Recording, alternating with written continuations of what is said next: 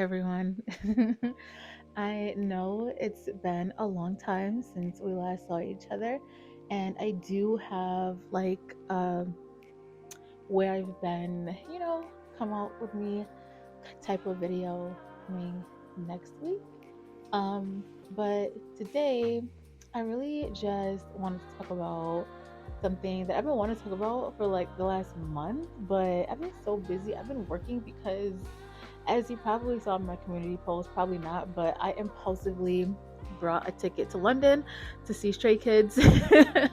So yeah, that doesn't pay for itself. So I've been working a lot to get that paid for, as far as the ticket and the hotel and everything. So I finally had a little bit of a breather. So I'm just gonna record a video. I don't know if I'm gonna title this as a diary entry or just a regular normal title. I don't know. Maybe it is diary entry because this is something that I genuinely think about to myself. Um, but anyways, let's just get into the topic of today's video. If you see me looking over a little bit, I did I don't know, is this like a commentary video? Not commentary, but like a video essay? I don't know, because I did have to write out my thoughts because I noticed that when I watch my videos back, sometimes I can go off track, and that's just me. But sometimes for some videos I do want to be more on track with things, so I'm gonna try with this video. So if you see me looking off to the side, I'm just looking at the notes and the little script that I wrote myself. But anyways, so we're gonna have a few chapters in this video. So chapter one, I really just feel like, so chapter one, as you can see by the title of my channel and the lover girl tag that I use at the end of my videos, I really like to call myself a hopeless romantic and a lover girl. And I've really been doing that for my whole life. But to be honest, I even up until I was doing research on these terms for this video, I really didn't know what they meant. And I really wanted to know, what makes me a lover girl? Am I a hopeless romantic? Am I one and or both of those things? And would I have always been those things without certain like life experiences and the media playing into my views of love, relationships, and the pursuit of perfection of those things? So according to brides.com, a hopeless romantic is a person who continues to believe in love no matter the struggles they might have experienced in the past. They choose to see the positives over the negatives in a relationship, believing wholeheartedly that love conquers all. Now, trying to wrap my head around that kind of a definition, to me, a hopeless romantic kind of sounds like the person that no matter how bad their relationship is, they keep going back because they think it can work, some way, somehow. Or someone who continuously gives their all to partner after partner, because to them, in their head, this could be the one. And so while you may think that a hopeless romantic and a lover girl is the same, they kind of are, but they're a little bit different. So now I did get this definition from Urban Dictionary, so please take it with a grain of salt. But according to Urban Dictionary, a lover girl is a girl who is obsessed with the idea of love and or enjoys being in love. This person typically enjoys songs, arts, movies, and places that remind them of and speak about love. Now, again, trying to wrap my head around definition like that, to me, a lover girl is someone who loves the idea of love, the good and the bad.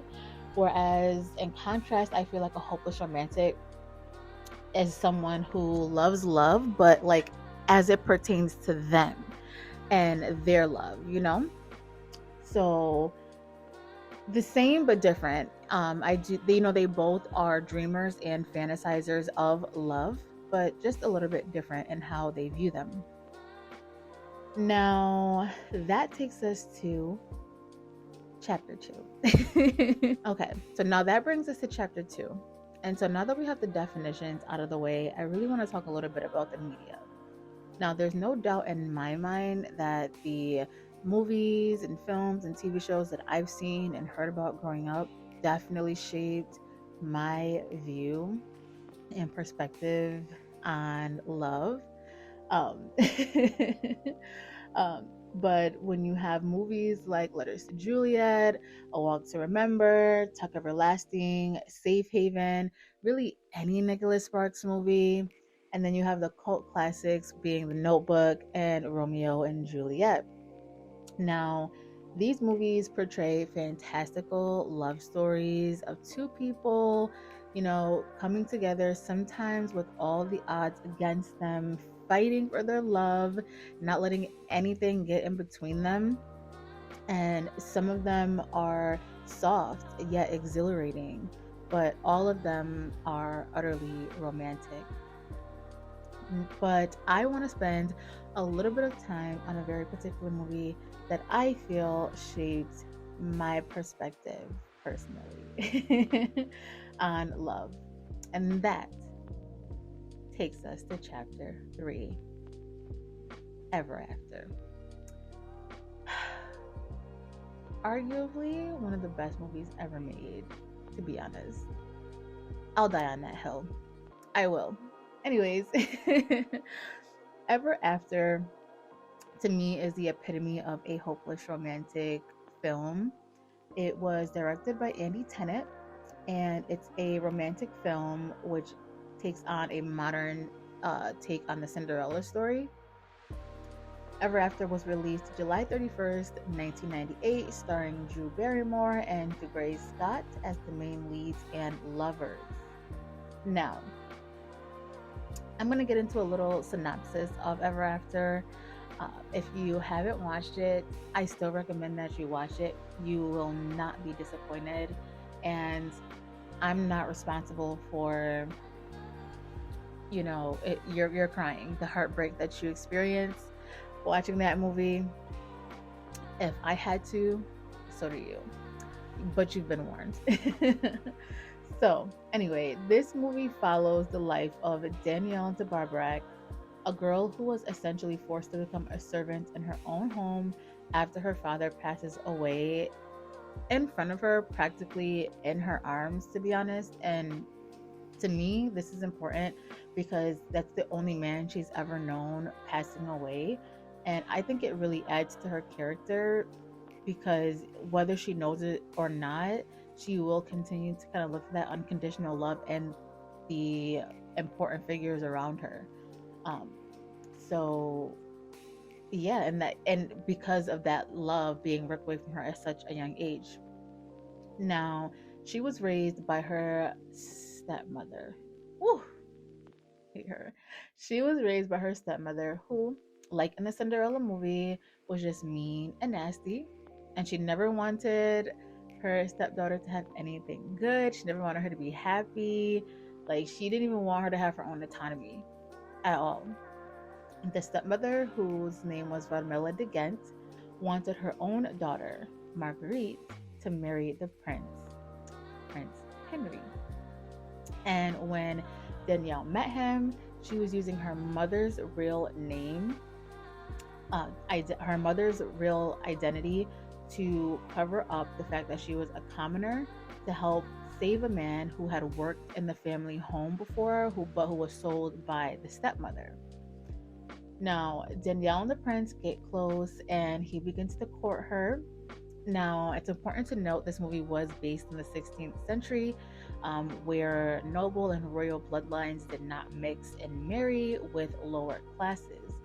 And this presented to be a really big issue, really the main issue in the movie here, because Danielle knew, or she thought she knew, that her and the prince could never be together. But she was just being a woman, as we all do, She's just being a woman in love, and really just enjoying who she always should have been, a woman of noble blood, but most importantly, a free woman, So we see Danielle being talked down to, disrespected, and having her family heirlooms destroyed. Even the last book that her father gave to her as a young girl being burned at the hands of her stepmother, that evil bitch. So while all of this is going on at home, the movie takes us through this love story as Danielle and the prince fall in love until Radmilla gets wind of this romance that's going on, and she forbids Danielle from going to the ball, even going so far as to lock her up in a cell. In a cell, okay? But the ball is important because this is the ball where Prince Henry would announce who he was choosing to marry. And so the stepmother, thinking that, she locks Danielle up, she can't go to the ball, then the prince would then choose her daughter Marguerite to marry instead. And this takes us to one of the most important scenes to me. Now, Danielle, she shows up to the ball anyway with the help of the other servants in the house who grew up raising her, letting her out, helping her get ready. And the dress that she wore, it still gives me chills to this day. It was just so beautiful. I can never get out of my head. I think all the dresses from this movie were just amazing, amazing, to be honest. And I think about it so much, like, why hasn't anyone worn any of these dresses to the Met Gala? They're missing the fuck out. I'll be the first one to do it when I'm rich and famous. But anyway, she ends up going to the ball, and she went to the ball. She wanted to go to tell him the truth, the truth about everything. But before she could do that, Radmilla made sure to stop her and embarrassed my girl and made her tell the truth in front of the entire royal court, ripping off one of the wings of her dress in the process. God, it can't be true.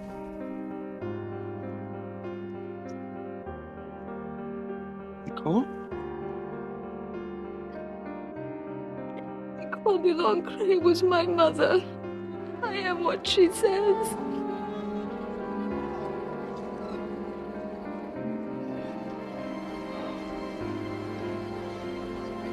The apple. That was you? I can explain. Well, someone had better. First, you're engaged. And now you're a servant?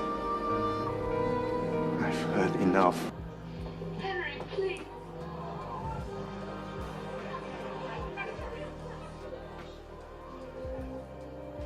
Do not address me so informal, madam. I am a prince of France. And you are just like them.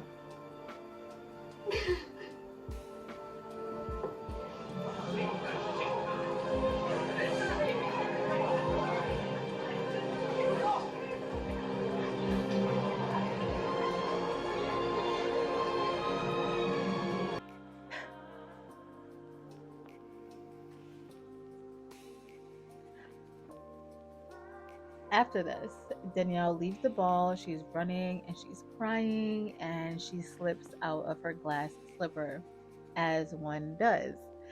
And the shoe was found and kept by Leonardo da Vinci as he tries to convince the prince to chase after Danielle, and that he should love her anyway. But in the words of Prince Henry, he will not yield.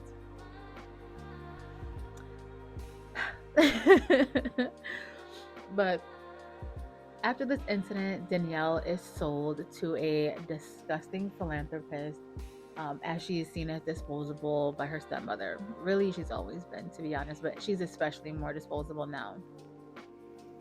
And of course, this is a Cinderella movie after all. So the prince does ending up coming around to his senses, and he realizes that he will never love anyone the way that he loved Danielle, and he goes to get his girl. But when he does, he finds out that she's been sold, and he goes to find her, bringing us to the scene of all scenes.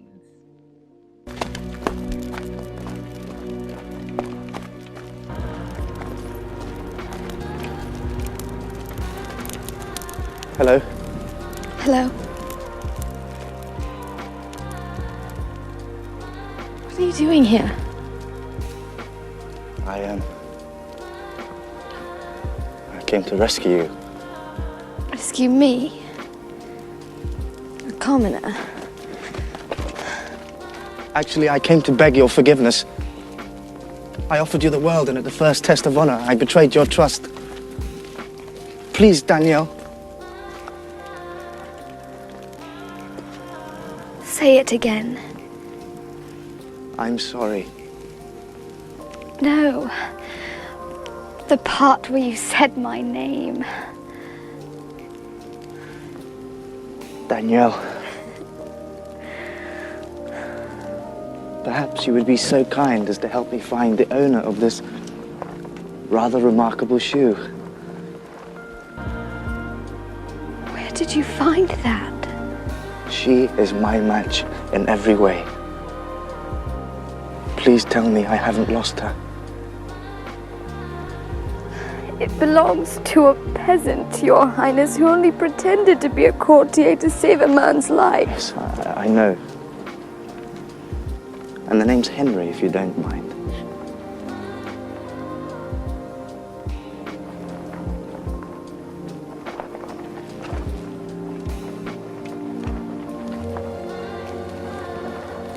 I kneel before you not as a prince, but as a man in love. But I would feel like a king if you, Danielle de Barbavac, would be my wife.